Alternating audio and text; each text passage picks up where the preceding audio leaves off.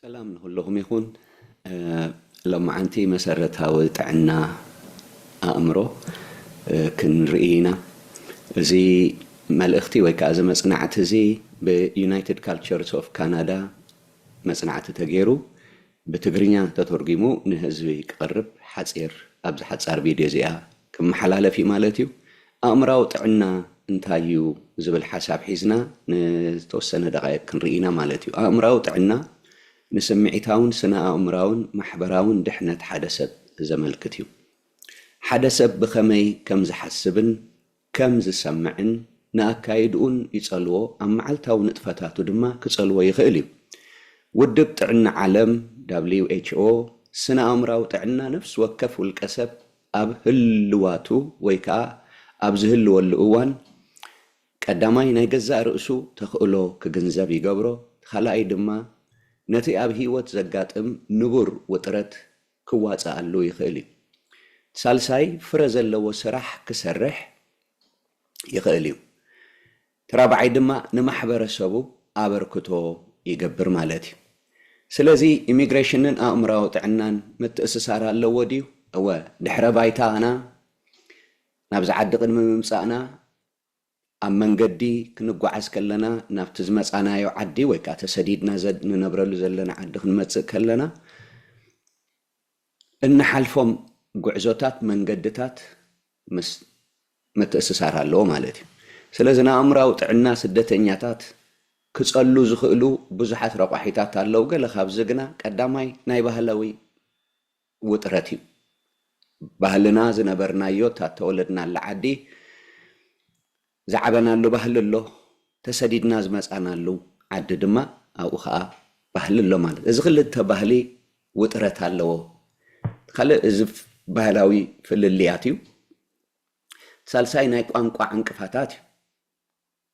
ناي مبقول عدي قانقا حيزنا مسمصانا نابتن نبرل عدي قانقا حصرت ويكا قانقا سغع نمهر زغوانفنا انقفاتات اذ بعلو أمراو تعنانا يصلوي سالساي ترابعي أدلوي أدلو انتلو أدلو بحبرنا مخنيات قوانقا زي مخالنا مخنيات ويكا زي تمهرنا ندحر داخوينا إذا بعلو أبزخونا بوتا قلطيفنا كمتم دك عدي كله أب سرح يكون أب كالي نطفتات تاف دقس لزي كفتلنا بزون نامرو طعنانا يصلوي حمشاي كبس درابيتن حبرة السبن مفلاي إذا خاطر زعبي تنكي مالتي حمشاي كا أخل جنزب زي مركب ويكا دخنة النبلو مالتي سنا أمرو طعنا ناي بهلاوي وطرت مس حدش بهلي من لماد زمصኦ ጸገማት يملكت نابنت مس بهلاوي مننتك ركب مطفائن صموا خوينو خسمعك يخالي خلاي بهلاوي فلليات نابغوي مردائن ግጭትን كمرح يخالي ازخا نتي وطرت مليسيو زغاددو ሳልሳይ ናይ ቋንቋ እንቅፋታት ዝበልናዮ ንስደተኛታት ምንጪ መርካብን زدليوم نجارات نخم حلالفون كصقمم يخالي إذا خا شنكت كم زوسخ يجبر أدلو مالتنا عليه النتن كابكالوت هاجرات زموسو مثلًا أون أبا أمراو تعنا عميق صلواه اللو يخالي زينوفوبيا زبهال قبل علق خالوت هاجرات زنبرو سبات كم تسألي محدار غيركا تجليس الله دخنتن قطباوي قلولاونون قطباوي رقحي أقداسي قطباوي رقحي أبا أمراو تعنا سدتنياتات عبق دلو قطباوي وطرت دخنت كمون شغلت ألبونت چنكتن كالس أقاماتن أمراو تعنان أبركتوخ قبر خيليو سدتنياتات مسكئلتهمن تمكرؤمن كسامامع زي سامامع سرح نمركب بدهوتات كقاطمهم يخيلي إذا خا ناب حصرت شغلوتن قطباو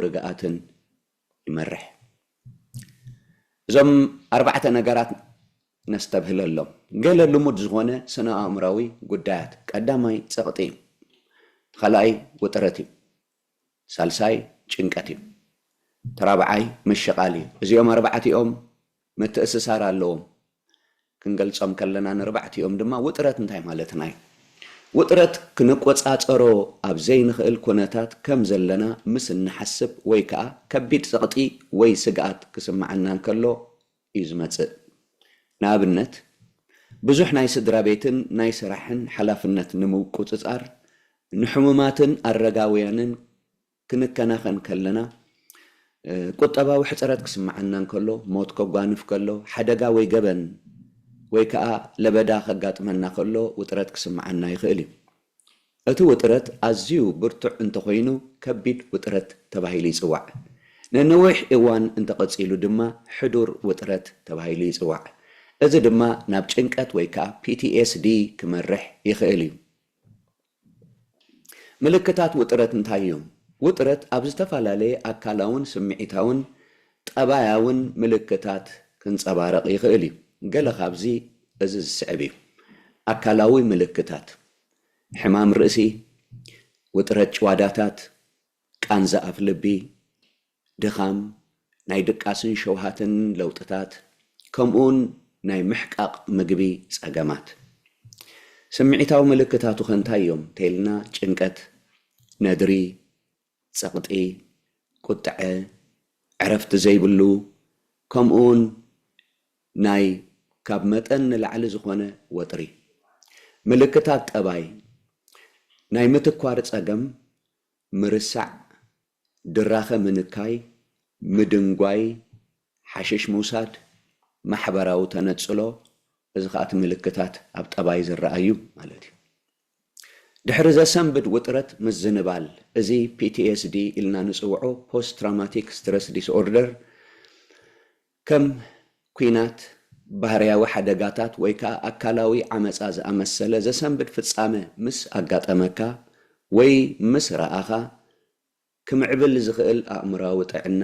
PTSD ንብሎ ምልክታት PTSD እንታይ እዩ ተዘክሮ ወይ ከዓ ስቃይ ዝመልኦ ሕማም ሕልምታት ምምኳር ንሕሉፍ ስምባደ ዘዘኻኽር ምእላይ زيادة ጭንቀት كمون قطعه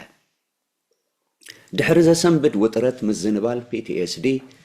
سدتنياتات بفلايكا حتى تعقبا بسنكتي اب هاجروم زقاطمه فصامتاتن اب اوان غعزኦም سدتن لعل متن قدات كغاطموم يخالي مس حدش بهلن اكبابن ملمات وطرت مترطارن ابتوم اب وطرت زلون هاجرات زي مصو غنكا اب وشت توسن اوان اب كبيد اب هاجر سدت بداي غونتات زغاطموم سدتنياتات ملكتات PTSD نممعبال ابركتو كغبر يخالي دحر زسنبد وطرت مزنبال ويكا PTSD كم محبراو تنصلو دراخه منكاي كمون حشش موساد زامسله اب طباي ويكا سمعيت زرئ لوطتات مدلاي اقداسي كميسي ازون ملكت اتي PTSD كخون سلازغل حد ابال سدرابيت ملكتات PTSD انت دا ارئيو كاب سب مويا امراو طعنا حجز كدلي متببع اقداسي ጭንቀት ከንታይ ማለትናይ ጭንቀት بقصالي وهي ተስፋ መቁራጽ كمون اب حد اوان به زبل زنبره نطفتات تقداسነት بمسان زفلت لمودن كبيدن امراو طعناي كم دخام ناي دقاسن شوهاتن لوطي كمون حمام رأسي زامسله اكلاو ملكتات كمس يخالي ጭንቀት بتفلالي رقحيتات كل عالي يخالي نابنت بجينيتكس فصامتات هيوت كمون كيمستري ويكا سنقمم حنقول كمس يخالي كم حضور ويكا قصال حمام ويكا حشش موساد زامسله كل مسرتاوي حمامات اون ملكت كخون يخالي ጭንቀት كم سدتنياتاتن حتى تعقبان زامسله دسنبت تمكروتات ناي ጭንቀትን كل امراو طعنان كمرح يخالي حصرت ناي امراو طعنا اب محبرسب سدتنياتات ناي منفس ጭንቀት ንምጅማር ንምቕጻልን አበርክቶ ከገብር ይኽእል እዩ ምሽቃል ማለትና ዘይቋርጽ ምዕልባጥን ክትሃድእ ዘይምኽኣልን እዩ ምልክታት ምሽቃል ዘይቋርጽ ጭንቀት ካብ ገሊኡ ኩነታት ምርሓቅ ናይ ቅድድም ሓሳባት ከም ሕማም ርእሲ ወይ ከዓ ውጥረት ጭዋዳታት ዝኣመሰለ አካላዊ ምልክታት ከምኡን ድቃስ ጸገም ክጥቀስ ይከኣል ኩሉ ሰብ ከቢድ ጸገም ከጋጥሞ ከሎ ፈተና ክወስድ ወይ ከዓ አገዳሲ ውሳነ ክገብር ከሎ ይሻቀል እዩ እዚ ከዓ ንቡር እዩ እዚ ዓይነት ምሽቃል እዚ ጊዜያዊ ነዊሕ ከይጸንሐ ድማ ይጠፊ ሓደ ጊዜ ግና እቲ ምሽቃል ኣይጠፍእን እዩ ኣብ ክንድኡ ምስ ጊዜ እናገደደ ይኸይድ ኣብ ስራሕን ትምህርትን ስድራቤትን ድማ ጣልቃ ከኣቱ ይጅምር እዚ ድማ ናይ ምሽቃል ጸገም ክኸውን ይኽእል እዩ ምሽቃል ንህይወት ሓደ ሰብ ከዳኽሞ ይኽእል እዩ ናይ ምሽቃል ጸገም ዘለዎም ሰባት ካብ ሰብ ሞያ ጥዕና ሓገዝ ክደልዩ ኣለዎም ምሽቃል ብሰንኪ መበቆላዊ ወይ ከዓ ጀነቲክ አከባቢያዊ ከምኡን ኣነባብራ ረቋሒታት ክመጽእ ይኽእል እዩ ናይ ምሽቃል ሕክምና መድሃኒት ምውስዋስ አካላት ውጥረት ምቁጽጻር ከምኡን ኣነባብራ ምቕያር ዘጠቃልል ክኸውን ይኽእል እዩ ንስደተኛታት ካብ ስድራቤቶምን ፈተውቶምን ባህላዊ ስርዓታትን ምፍላይ ብፍላይ ነቶም ኣብ ሓድሽ ሃገር ኮይኖም በይኖም ዝኾኑ ሰባት ከጨንቆም ይኽእል እዩ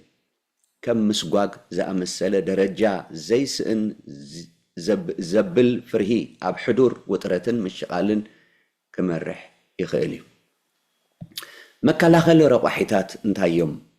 ንኣእምራዊ ጥዕና ዝከላኸለሉ ረቋሒታት ነቲ ኣብ ከባቢኡ ዘሎ ርክባት ወይ ከዓ ብሕታዊ ባህርያቱ ዘመልክት ንሓደ ኣእምራዊ ጥዕና ንምቕናስን ተጻዋርነት ከተባብዕን ዝኽእል ባእታታት እዩ ዱልዱል ማሕበራዊ ደገፍ ጥዑይ ርክባትን ክህሉ ኣለዎ ብቐዳማይ ዝጽዋዕ እዚ ካልኣይ ጽቡቕ ኣካላዊ ጥዕናን ክንክን ጥዕናን ምግባር የድሊ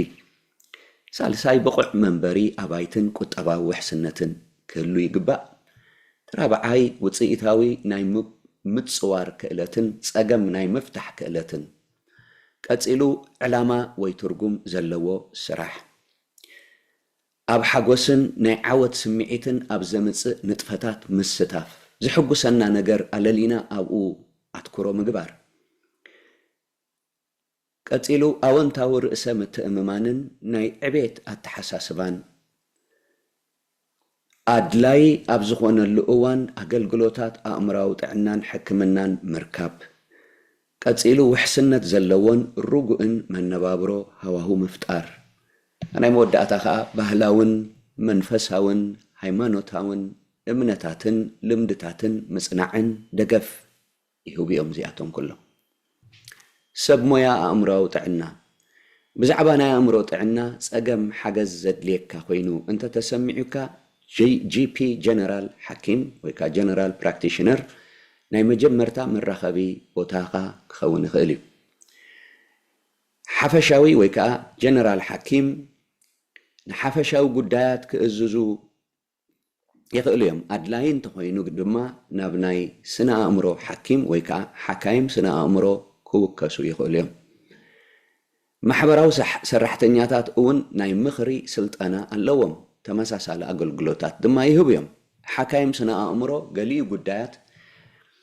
መድሃኒት ስለ ዘድልዮ መድሃኒት ክእዝዙ ይኽእሉ እዮም ተመራመርቲ ስነ ኣእምሮ መድሃኒት ክእዝዙ ይኽእሉን እዮም ምኽሪ ጥራዮም ክህቡ ዝኽእሉ ስለዚ ከምቲ ኣብዚ ስእሊ ንሪኦ ዘለና እቲ ሰሌዳ ዝሕብረና ዘሎ ሓፈሻዊ ሓኪም ኣማኻሪ ክኸውን ይኽእል እዩ ሓካይም ስነ ኣእምሮ ክኾኑ ይኽእሉ እዮም ተመራመርቲ ስነ ኣእምሮ ማሕበራዊ ሰራሕተኛታት እዚኦም ኩሎም ምትእስሳር ኣለዎም ካብቲ ሓፈሻዊ ሓኪም ወይ ከዓ ጀነራል ፕራክቲሽነር ብዘይ ሪፈራል ብቐጥታ ምስ ተመራመርቲ ስነ ኣእምሮ ክትራኸብ ትኽእል ኢኻ ሰብ ሞያ ኣእምራዊ ጥዕና እዞም 4 ነገራት ብዛዕባኦም ክንፈልጦ ዝግባአና ኣለዋ ተቀዳማይ ሓደ ካብቲ ምስ ሰብ ሞያ ምዝርራብ ዘለዎ ጥቕምታት ከም ስድራ ቤቶምን ፈተውቶምን ኣብ ህይወት ዓማዊሎም ስለ ዘይሳተፉ ወድዓዊ ወይ ከዓ ኦብጀክቲቭ ክኾኑ ይኽእሉ እዮም ካልኣይ መብዛሕትኡ ግዜ ንኹነታት ዓማዊሎም ብንጹር ክርእይዎን ናብ ኣወንታዊ ኣንፈት ንኽጓዓዙ ክሕግዝዎምን ይኽእሉ እዮም። ሳልሳይ ብዙሓት ሰባት ኣማኻሪ ዝርእዩ ከም ሰብ መጠን ክሳዕ ክንድዚ ከም ዝርድእዎምን ተቐባልነት ዘለዎምን ኣኽቢርካ ዝረኣይን ኮይኑ ተሰሚዕዎም ከም ዘይፈልጥ ይገልጹ።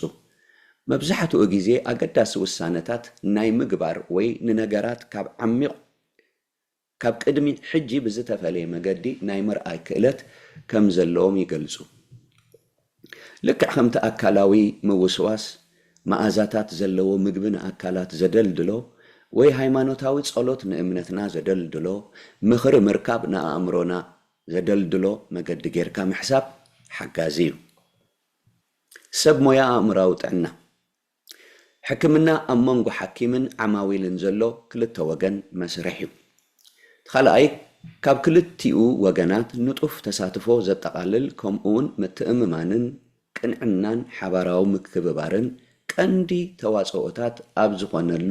ሕክምናዊ ርክብ እተመስረተ እዩ። ሳልሳይ ክልተ ወገን ዘለዎ ሕክምና ዓማዊል ዘተሓሳስቦም ነገራት ንምምርማርን ንምፍታሕ ምቾት ዝስምዖም ድሕነትን ደገፍን ሃዋህው ንምፍጣር ይሕግዝ።